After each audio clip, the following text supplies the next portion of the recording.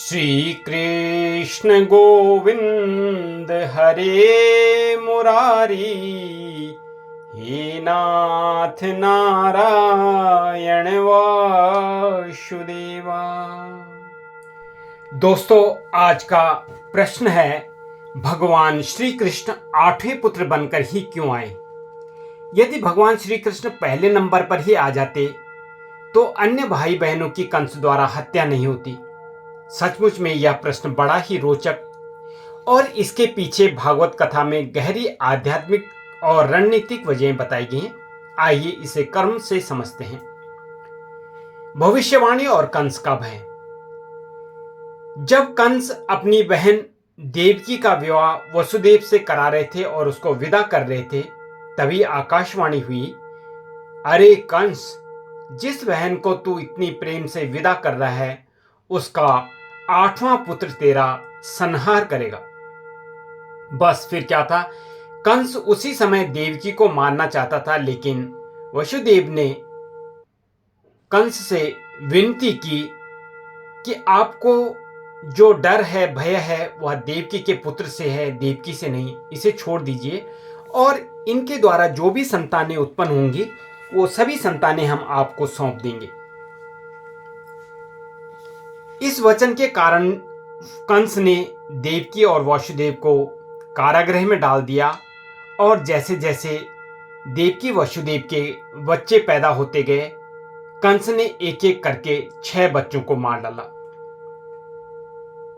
इसका दूसरा कारण है, पहले 6 पुत्रों का जन्म और मृत्यु यह कर्म सिद्धांत है। भागवत के अनुसार देवकी के पहले 6 पुत्र असल में पुण्य शाप के परिणाम थे। ये षडगर्भ नाम के देवपुत्र थे जिन्होंने पहले जीवन में ब्रह्मा के शाप के कारण असुर कुल में जन्म लिया।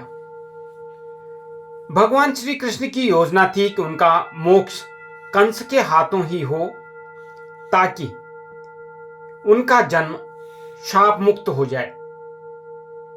अगर भगवान श्री कृष्ण पहले ही पुत्र के रूप में आते तो ये 6 आत्माएं अपने कर्म फल से मुक्त न हो पाती।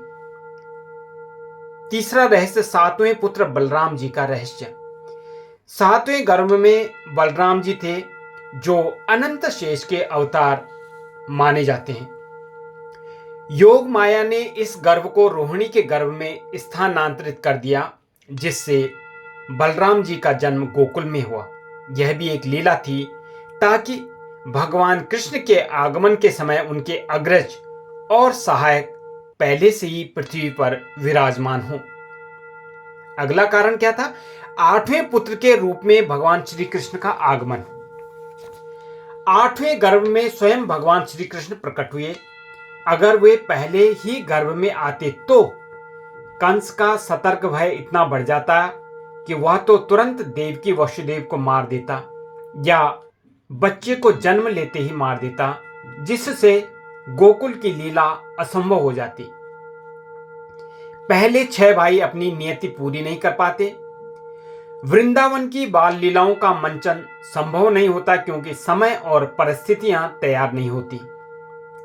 8वें स्थान पर आने से कंस की सतर्कता कुछ ढीली हो चुकी थी। उसे लग रहा था कि अभी तो काफी समय है भगवान श्री कृष्ण के प्रकट होने पर, और साथ में वसुदेव को मौका मिला कि वे उन्हें सुरक्षित नंद यशोदा जी के घर में पहुंचा सकें। अगला कारण, आध्यात्मिक कारण, लीला का क्रम। भगवान श्री कृष्ण का जन्म केवल कंस वध के लिए ही नहीं था, बल्कि धर्म की पुनर्स्थापना, भक्तों की रक्षा और लीला का आनंद देने के लिए था। 8वें स्थान का चुनाव इसलिए भी था क्योंकि अंक 8 जो है अनंतता का प्रतीक है, भगवान की अनंत लीलाओं का संकेत है।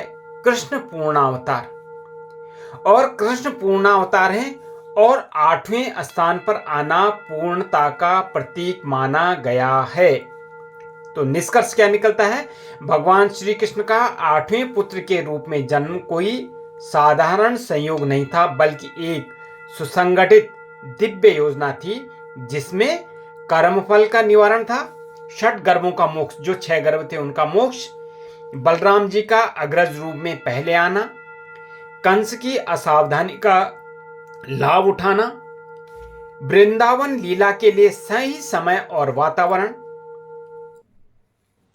सब कुछ ये चीजें शामिल थी। साथ में जो महाभारत का युद्ध था, प्लस भगवान श्री कृष्ण भगवान के 8वें अवतार के रूप में आए, अष्टम तिथि को आए।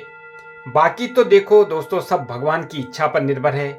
उन्हें कब, क्यों और कैसे आना है, कैसे पहुंचना है, कोई और सुनिश्चित करने वाला नहीं है भगवान के शिवाय। तो प्रेम से बोलिए जय श्री राधे कृष्णा। और एक बार फिर से गुनगुनाते हैं, श्री कृष्ण गोविंद हरे मुरारी, हे नाथ नारायण वासुदेवा,